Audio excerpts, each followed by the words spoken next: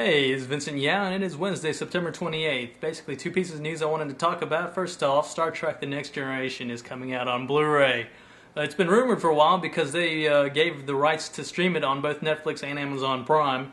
So I've just finished like 6 seasons in the last 2.5 weeks, which is crazy. But, I'm very psyched to hear that they finally announced on StarTrek.com that it is coming out in 2012. They've got a sampler coming out in January. Misses the Christmas season, but the sampler's got 3 episodes on it. Encounter at Farpoint series premiere. They've got The Inner Light, which is it's a pretty well written episode. I think it won a Hugo Award, and Sins of the Father, which is another great episode. I would have probably picked some different episodes, but overall great episodes to include on your sampler. And I just wanted to say that Star Trek The Next Generation, I've watched a lot of sci-fi. The original series, Battlestar Galactica, some Stargate, and Doctor Who. And, of all the science fiction I've watched, The Next Generation is still my favorite sci-fi show, and my favorite television show, for that matter, of all time. So glad that's finally coming out on Blu-ray. The other piece of news I wanted to share today is that Kindle Fire, Amazon's Kindle, is now coming out in color with Android apps. And this is such a big deal because I know everyone thinks, oh man, the iPad 2 is king.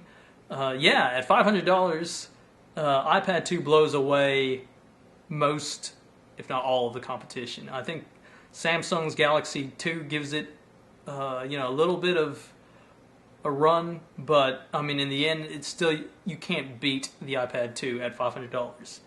Now, one thing that the recent HP touchpad fire sale has shown, and if you're not familiar, Hewlett-Packard is shutting down their WebOS devices, like their Pre and their Pixie and their touchpad, and which is sad because these are decent tablets, not fully thought out, but I mean, at the fire sale price of $100 or $150, grab one if you can find it. But that shows that there is room at this price point for some tablets to take over, and that's where Amazon Kindle Fire is going to be a huge success in my opinion. One of the problems with touchpad and the BlackBerry Playbook are that they didn't have the key components that would have made it a success. They didn't have a music and a video store and ebook store and an app store. 4 things that Amazon has. Amazon's been working for the past couple of years to set this up. They've got a cloud player for all the MP3s.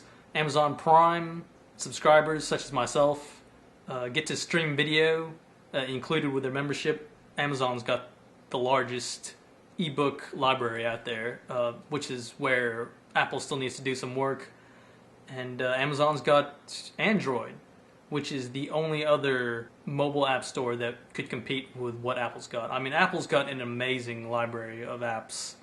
The quality of apps is great. It's screened.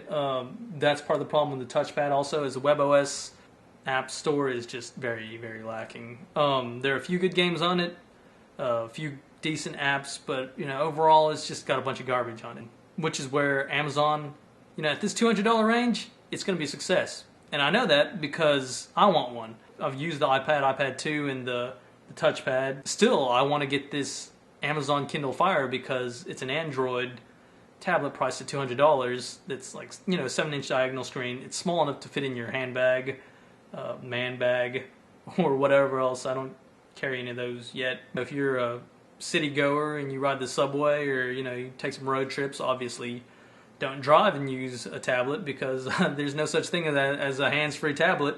Also, if you're at the airport, it's just the right size. It's a nice combination of price, and in full disclosure, I gotta say I've got a lot of Apple shares and a lot of Amazon shares because I think these 2 tablets are still going to be the big hit come this holiday season.